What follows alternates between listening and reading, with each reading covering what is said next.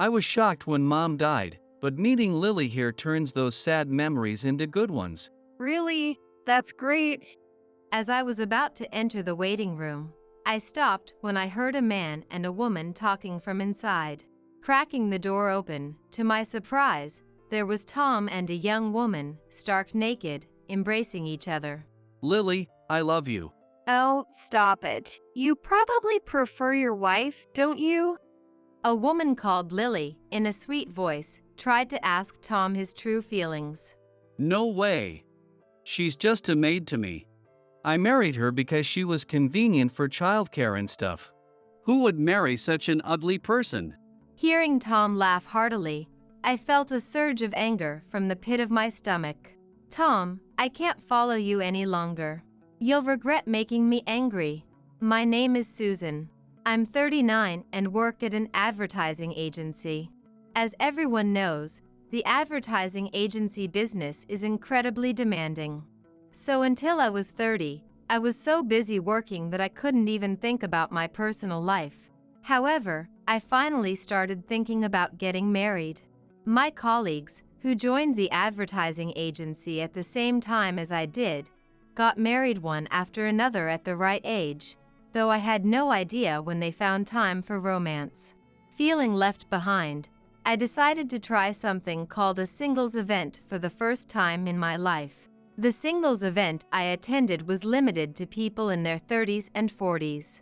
Being 30, I was the youngest participant and was surprised to be able to talk to several men.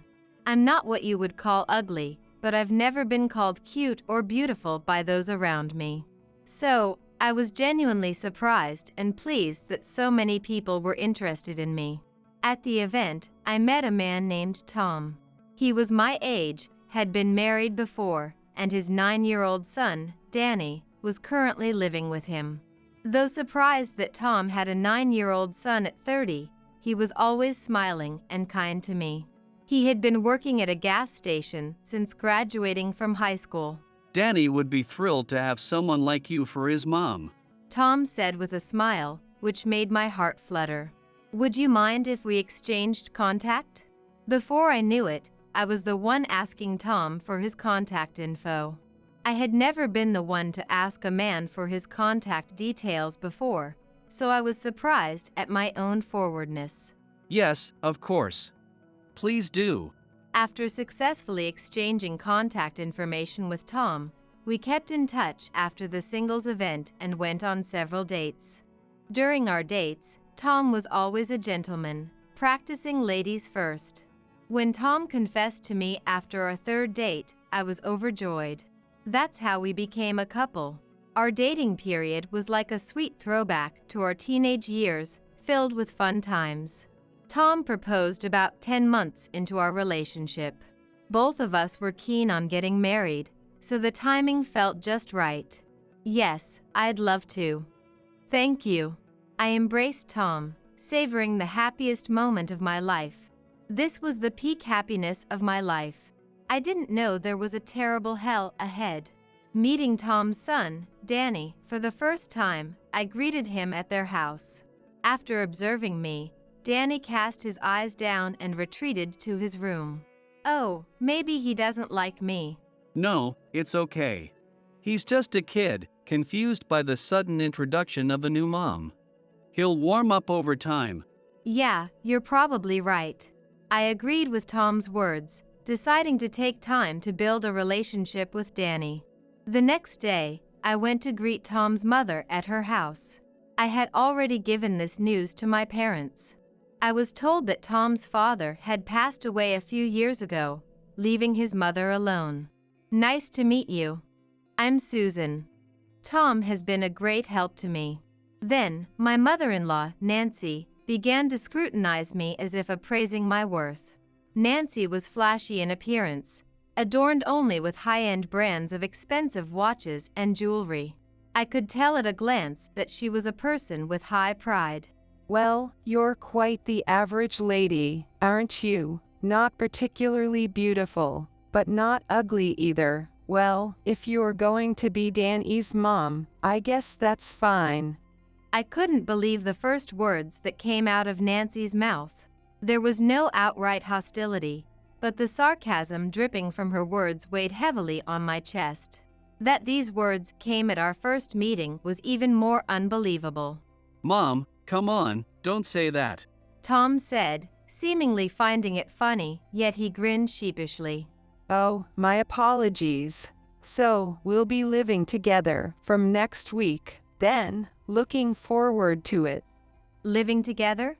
I was bewildered again by Nancy's statement. That's right. Didn't Tom tell you? Living together was a condition of the marriage. I looked at Tom, seeking help, but he ignored me. Oh, I forgot to mention that. He answered without a hint of remorse. Our place is too small, so I thought we'd buy a bigger house. Counting on your help with the mortgage payments. Tom said it as if it were the most natural thing in the world. What was going on? Still unable to organize my thoughts, I left my in-laws' house. Swept along by Tom and Nancy's assertive manner, I ended up moving to a new house that Tom had arranged for us after our marriage. The house was a newly built detached home, and I was surprised he had bought a new one before we married. Wow, big house. Danny's eyes sparkled as he went exploring around the new home. It was a large two-family home, and I wondered how much the mortgage was. I was too scared to ask right away. This will be comfortable. I'll take the largest room here, then. Nancy appointed the largest room in the house, measuring about 20 square meters. I was surprised because it was the first floor and the room I wanted to use. Nancy, about that room, As I tried to protest, Nancy glared at me and said intimidatingly, What? Do you have a problem? No, not really. Overwhelmed by Nancy's domineering presence, I felt myself shrinking. I'm hungry. Hurry up and make some food, old woman. Danny yelled from afar. I was taken aback by being called old woman for the first time. Danny, I know it might be hard at first, but I'd like you to call me Mom. Shut up, old woman. Just hurry up. Contrary to our first meeting, Danny was boldly disdainful, repeatedly calling me old woman in a mocking tone. Come on, say something to him.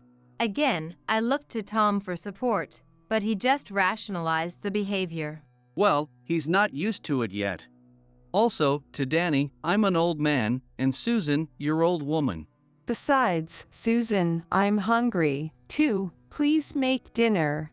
I was astonished at Nancy's request. What?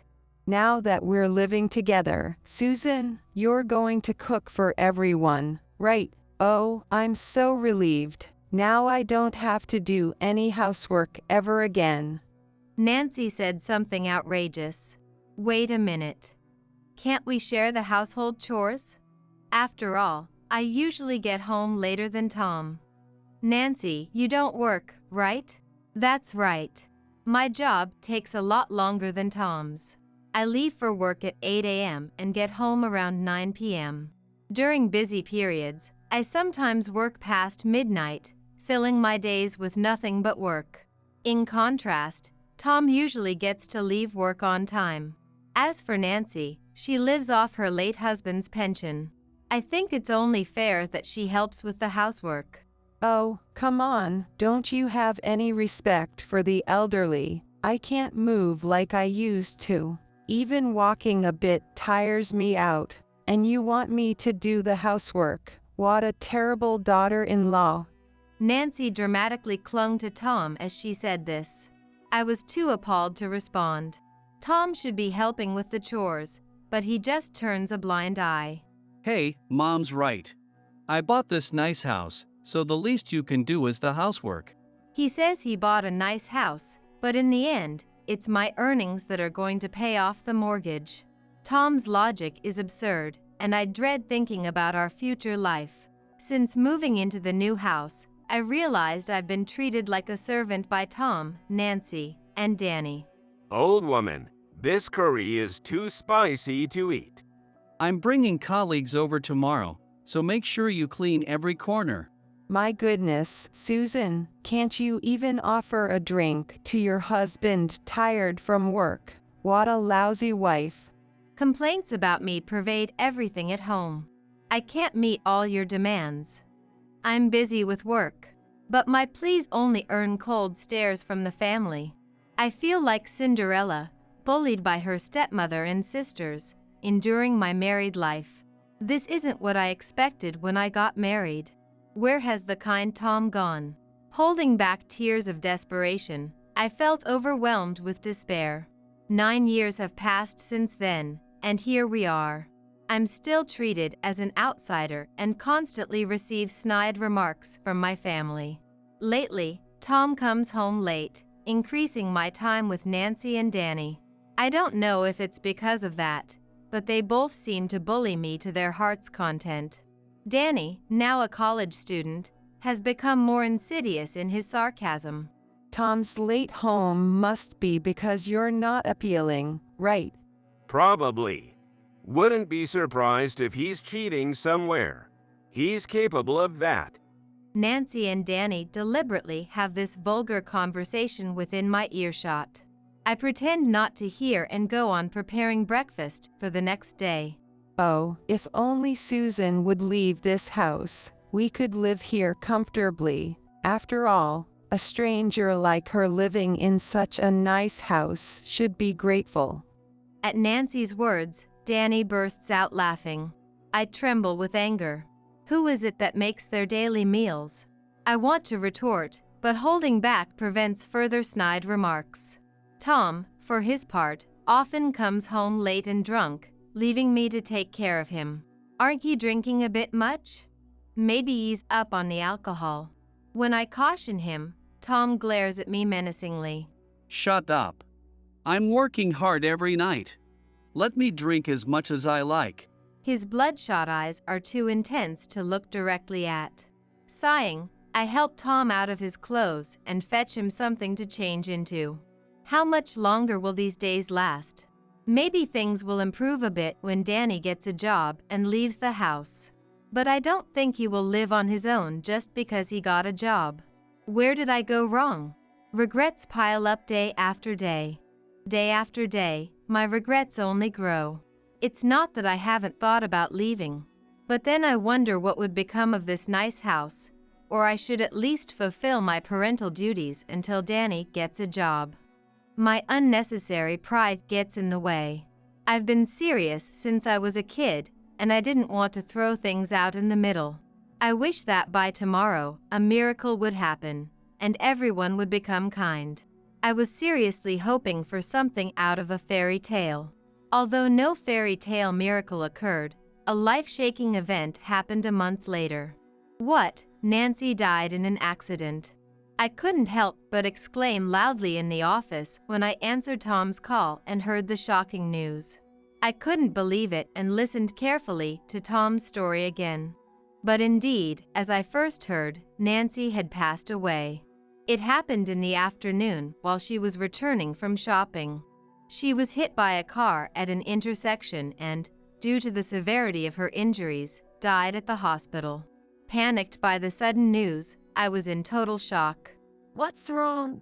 I couldn't even respond properly when my coworker showed concern. I left work early that day to discuss the funeral arrangements with Tom, who also left early. I wonder when was the last time Tom and I had a serious conversation. Tom, visibly shocked, spoke in a dazed manner throughout. On the other hand, I couldn't muster any feelings of sadness, as much as it shames me to admit. I even felt a sense of relief. Of course, I couldn't say that in front of Tom, but I took it upon myself to properly arrange the funeral in his dazed state. As much as I disliked Nancy, skipping her funeral was not an option. After managing Nancy's funeral arrangements, I dressed in mourning clothes and headed to the funeral hall. Tom, her only son, was set to be the chief mourner. Danny was sulking and fiddling with his smartphone in the waiting room. As the time for the ceremony approached, Tom's relatives began to arrive in succession. As more attendees arrived, I got busy greeting them. I received words of condolence one after another, but honestly, I felt no sadness about Nancy's death, which allowed me to calmly receive everyone's words. While greeting the visitors, I noticed Tom was suddenly missing from my side. "Hey, do you know where your dad went?" Even when I asked Danny nearby, I got only an indifferent response. I don't know. Maybe he's in the bathroom or something. As the ceremony time drew closer, everyone was seated properly, but Tom was still nowhere to be seen. I headed towards the bathroom to look for him. But there was no sign of Tom in the bathroom, so I wondered if he might be in the waiting room. Just as I got there, I heard voices inside. I was shocked when Mom died, but meeting Lily here turns those sad memories into good ones. Really? That's great. I was about to enter the waiting room when I was startled by a man and woman's voices from inside. Cracking the door open slightly, I saw Tom and a young woman, stark naked, embracing each other. Lily, I love you. Oh, stop it. You probably prefer your wife, don't you? A woman called Lily, in a sweet voice, tried to ask Tom his true feelings. No way. She's just a maid to me. I married her because she was convenient for taking care of the kids and stuff. Who would marry such an ugly person? So, now that the child rearing is done, all that's left is to divorce your wife, right? Yeah, of course. Just wait, Lily.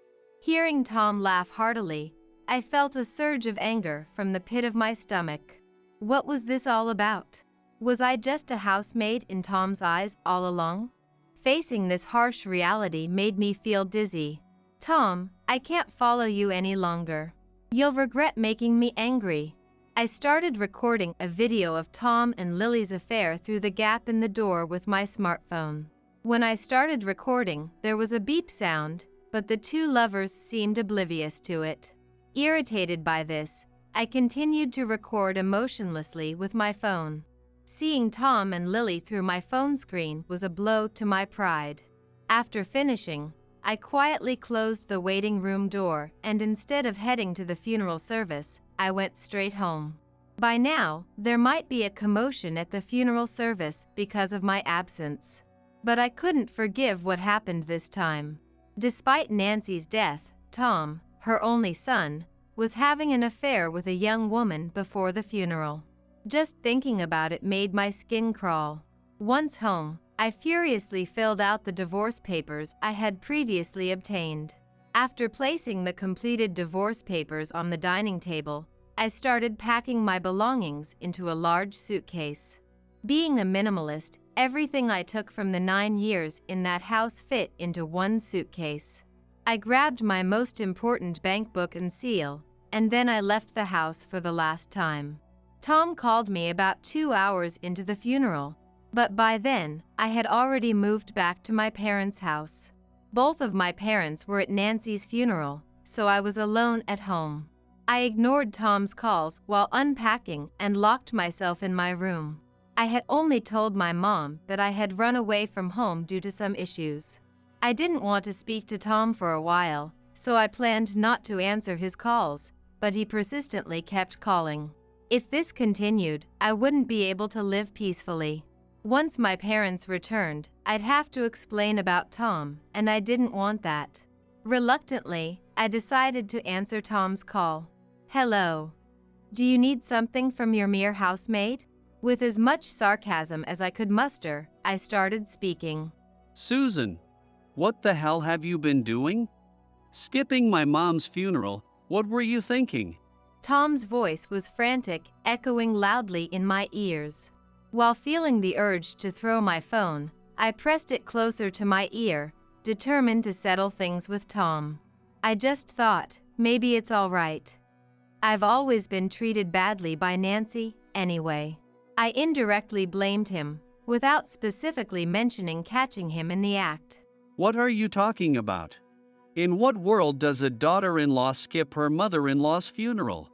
Also, when all the relatives and everyone came back to the house, you were gone, and there was a divorce paper on the table. We were just talking about what happened. You've embarrassed me. Tom rattled on selfishly, trying to put all the blame on me. Disgusted by his attitude, I continued. "Tell me, Tom, What's more disgraceful? Skipping the funeral of Nancy, who had been nasty to me for 9 years, or cheating in the waiting room on the day of your mother's funeral? I said it loudly enough to echo around the room, stating the damning fact. At that moment, Tom gasped, "What?" And in the background, I could hear his relatives whispering, "Cheating? What's this about?" Taking a deep breath, I spoke loudly again. "Everyone, I'm really sorry for missing Nancy's funeral today. The reason I wasn't there is because I caught Tom cheating with a young woman in the waiting room at the funeral hall." As I boldly stated the day's events, my voice carried through Tom's phone, causing a stir among the relatives with murmurs of what and what's going on. Hey, Susan, don't make stuff up to play the victim. Everyone's confused. Tom tried to feign innocence, but his voice trembled, betraying his nervousness. Making things up? I guess nobody would believe me if I just said Tom was cheating at the funeral hall without proof. So, let me send you the evidence right now. Cheerfully, I declared my intention to send the proof. I could feel the anticipation from Tom's relatives over the phone. I then sent the video of Tom's affair to the family chat group, which included Tom and Danny. I got something on my phone. Danny's voice came from the background. Swallowing hard, I waited for their reaction. What the hell is this? The first to scream was the man himself. Wow, this is too much. Danny was appalled seeing a video of his father with a younger woman. I felt somewhat sorry for exposing Danny to such an embarrassing scene of his dad, but Danny was also a main contributor to my long-term suffering. He's an adult now. He should face some harsh realities. "Tom, what have you done?" An uncle's voice boomed through the phone. The women were speechless, with no one uttering a word. Here is the evidence of the affair. It's impossible to stay sane after seeing something like this. The girl looked to be in her early 20s. After hearing he call me a maid and saying I was just a tool for child rearing, don't you think it's abnormal to attend your mother-in-law's funeral so nonchalantly? I spoke as if appealing to the relatives. After hearing all this, nobody dared to blame me. Instead, an uncle consoled me. "Susan, are you okay?" His words alone were a relief to me. This is fake. Nowadays, videos can be easily manipulated. You've been busy with work, but were you actually making this ridiculous video? Ugh, that's disgusting. What a low woman. Tom retorted, far from apologizing, and presented an absurd theory that the video was fabricated. I couldn't help but burst out laughing at this. Look, even if it were manipulated, how could I have footage of you doing such a thing, Tom? We haven't been intimate for a long time, have we? There's no way I could have such material. Isn't that a bit too far-fetched for an excuse? Oh, no. Tom stumbled over his words in response.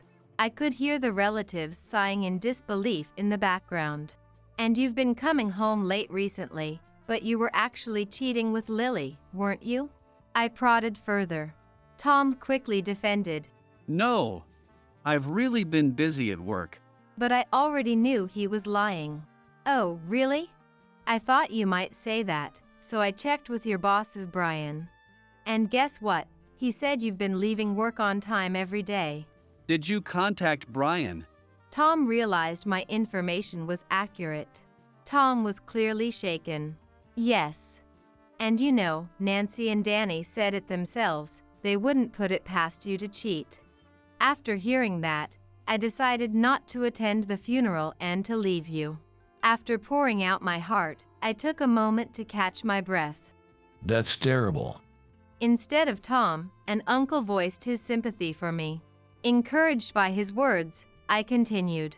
"You might have seen in the video, you thought I was ugly but good enough to be a maid, so you married me, right?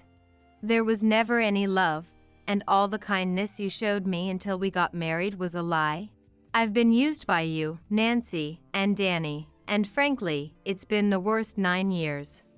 Still, I tried to serve you all, thinking we were family.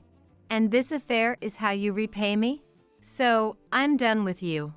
I've already filled out my part of the divorce papers. Please complete your part, Tom and Danny, and never contact me again. I shouted from the bottom of my heart, perhaps the most straightforward I've been since marrying Tom. Everyone was silent, likely because my argument was indisputably just. As I was about to hang up, Tom finally spoke, his voice trembling. Wait. Divorce, seriously. I admit I cheated with Lily. It was a moment of weakness.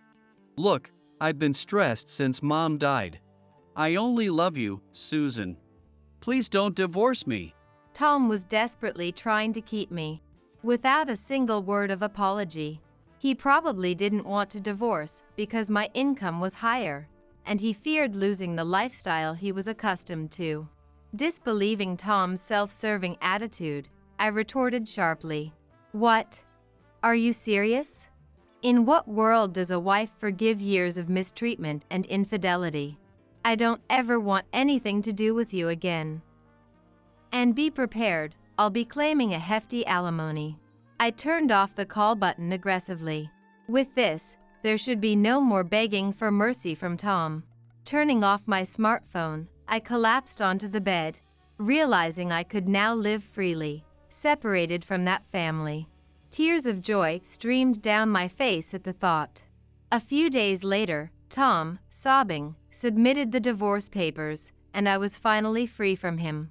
The video I recorded of the affair served as strong evidence, allowing me to successfully demand substantial alimony from Tom and his mistress, Lily.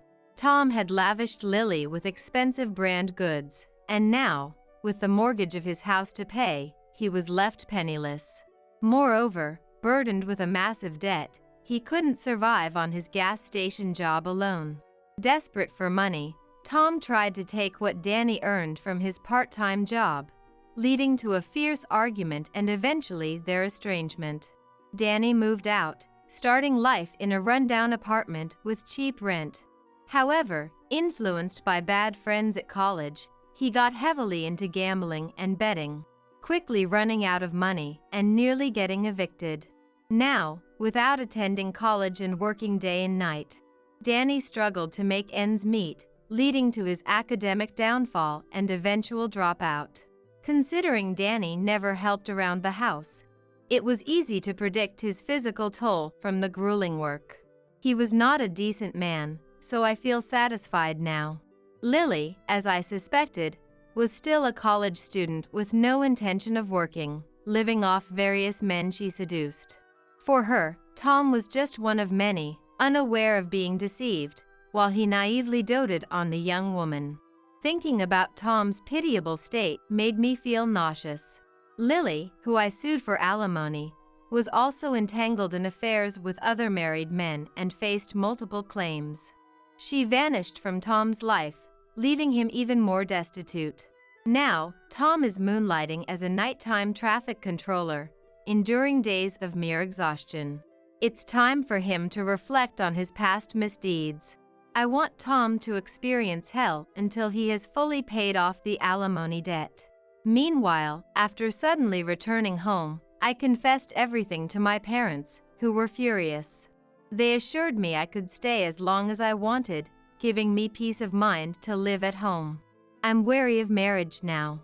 Maybe someone good will come along in time, but right now, I'm happy to be away from that awful family, and I want to focus on the job I love.